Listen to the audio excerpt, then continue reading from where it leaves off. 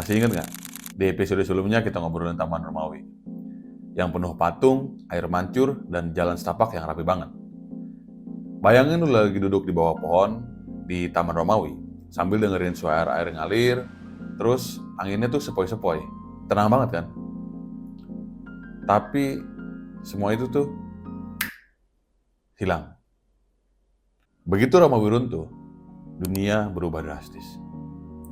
Dari taman-taman indah yang penuh kehidupan, tiba-tiba kota-kota dipenuhi tembok tinggi, parit yang dalam, dan jalan-jalannya juga menyempit. Kenapa sih? Ya, karena ini bukan lagi soal keindahan, tapi ini soal bertahan hidup. Sebelum kita masuk ke perubahan lanskap, kita harus paham dulu nih, apa sih yang sebenarnya terjadi setelah Kekaisaran Romawi runtuh? Menurut beberapa sumber sejarah yang dibaca, ada Peter Hitter dalam bukunya, The Fall of Roman Empire.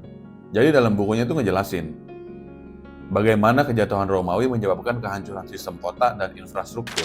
Terus ada juga nih Brian Ward dalam bukunya The Fall of Rome and the End of Civilization, menggambarkan bagaimana lanskap kota berubah menjadi desa-desa kecil yang kurang terorganisir.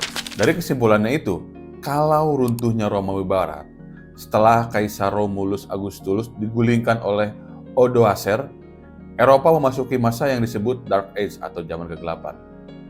Terus, perpecahan politik dan invasi. Wilayah yang dulu terorganisir di bawah Romawi kini dipecah-pecah oleh suku-suku barbar seperti Visigoth, Ostrogoth, Franka, dan Viking. Yang berakhir hilangnya infrastruktur perkotaan. Kekaisaran Romawi meninggalkan jalan-jalan buntu yang rapi, sistem irigasi, dan taman publik, tapi tanpa pemeliharaan. Semuanya hancur terbengkalai. Ada faktor-faktor yang mengubah lanskap. Yang pertama dari kota yang terbuka ke kota bertembok. Jadi di era Romawi, banyak kota tidak memiliki tembok-tembok tinggi karena stabilitas politik yang memungkinkan mereka berkembang dengan bebas. Tapi setelah Romawi runtuh, munculnya kota bertembok, di mana kota mulai membangun tembok pertahanan yang tinggi buat ngelindungin penduduk dari invasi. Banyak parit dan gerbang besar. Ini sengaja dibikin buat memperlambat musuh. Kota-kota mulai membangun parit dan membuat pintu gerbang raksasa yang cuma bisa dibuka pada waktu-waktu tertentu. Terus ada menara pengawasnya nih, yang dipakai buat mendeteksi musuh dari kejauhan. Jadi menara ini biasanya dibangun di titik-titik strategis. Nah, ini ada contoh kota yang masih bertahan dan sisa-sisa sejarahnya. Pertama di Carcassonne di Prancis, salah satu kota benteng terbaik yang masih bisa dikunjungi sampai sekarang. Terus di Dubrovnik di Kroasia, kota ini juga mempertahankan tembok setinggi 25 meter yang dulu digunakan melawan serangan Ottoman. Faktor yang kedua itu, kotanya jadi padat dan nggak teratur. Jadi kalau di era Romawi, kota-kota punya ruang terbuka seperti forum dan taman, tapi di abad pertengahan ya nggak ada. Perencanaan kotanya hilang. Orang-orang mulai bangun rumah tanpa aturan. Ini yang bikin jalanan jadi sempit atau berliku. Terus nggak ada sistem sanitasi yang baik. Jadi di kota abad pertengahan nggak punya sistem pembuangan yang bagus. Bikin jalan-jalannya becek dan penuh banget sama air-air limbah. Terus taman publiknya nih beralih fungsi jadi pasar karena ruang terbukanya lebih sering digunain buat pasar atau tempat buat eksekusi atau latihan militer. Nah, ini ada contoh kota juga nih yang masih mempertahankan layout kayak gini sampai sekarang. Yang pertama di Toledo, Spanyol, jalanannya masih ngikutin pola abad pertengahan, sempit dan berliku-liku. Terus di York, di Inggris, punya gang-gang kecil yang padat dan bersejarah. Faktor yang ketiga, taman jadi hak istimewa buat bangsawan dan gereja. Jadi di zaman Romawi, taman adalah milik publik. Tapi habis itu, ya taman cuma ada di kastil dan biara. Jadi rakyat biasa itu nggak punya akses ke taman, karena lahan hijaunya itu dipakai buat pertanian atau pertahanan. Terus taman biara juga cuma ada di gereja dan dipakai buat nanam tanaman obat dan bahkan makanan. Terus ada juga nih taman kastil, ya dipakainya sama bangsawan sebagai tempat berburu dan bersantai. Contoh taman abad pertengahan yang masih sampai sekarang bertahan itu ada Taman Istana Alhambra di Spanyol.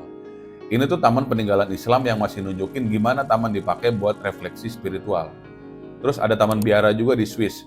Jadi peta biaranya ini nunjukin desain taman yang berfungsi sebagai kebun obat. Dari kejadian-kejadian itu, ada dampak lanskap pada abad pertengahan ke lanskap modern.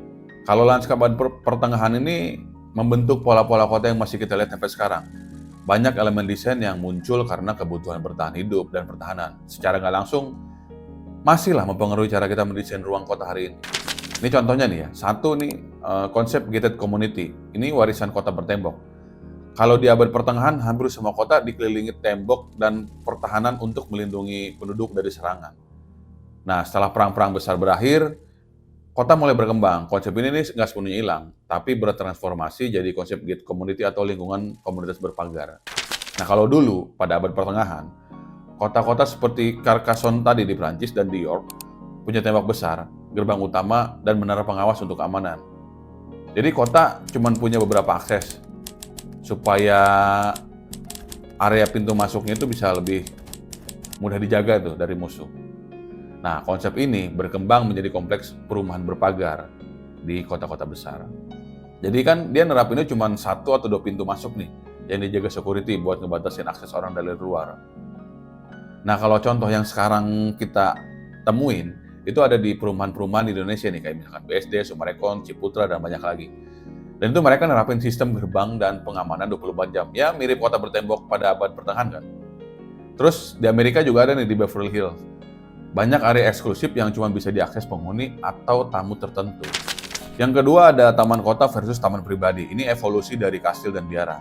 Jadi di abad pertengahan, taman bukan buat publik. Semua taman itu ada dalam benteng, kastil, biara, dan dipakai sama bangsawan sama pendeta. Kalau dulu, taman itu cuma buat bangsawan atau biara, kayak Taman Istana Alhambra atau taman di Eropa, yang masih mempertahankan konsep taman yang dipenuhi sama air mancur dan pepohonan rindang. Jadi masyarakat umumnya nggak punya akses ke ruang hijau. Terus taman biara di Swiss juga, peta kunonya itu nunjukin desain taman yang sebagai kebun obat yang sekarang banyak diadaptasi buat taman botani modern. Kayak buat healing, bukan buat healing ya, buat apa sih, di rumah sakit biasanya gitu.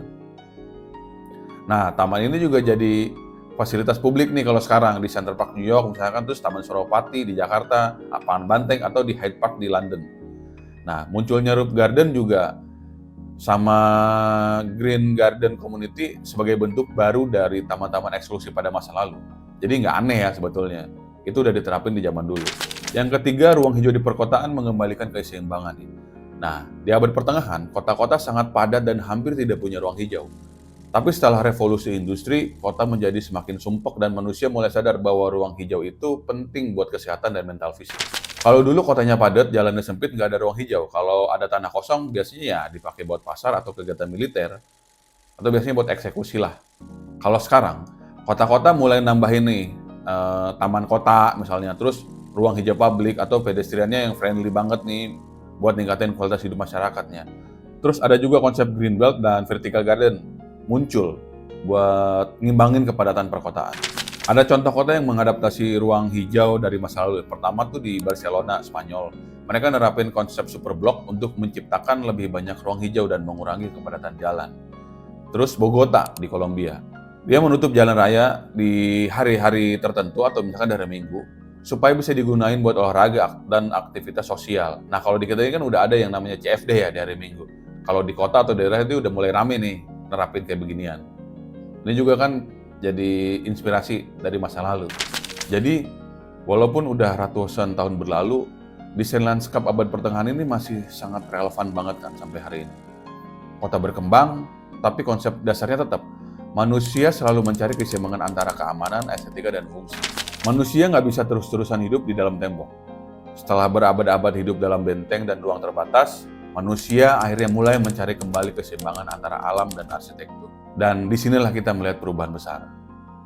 Masuklah kita ke era Renaissance, di mana taman bukan lagi hanya tempat bertahan hidup, tapi juga sebagai simbol keindahan, harmoni, dan kekuasaan. Di episode berikutnya, kita bakal bahas gimana taman di era Renaissance ini berkembang dan jadi sesuatu yang megah banget. Gimana konsep taman itu bisa berubah dari yang sumpah tertutup, terus jadi luas, simetri, dan penuh filosofi. Nah, kalian nggak boleh ketinggalan di episode berikutnya. See you.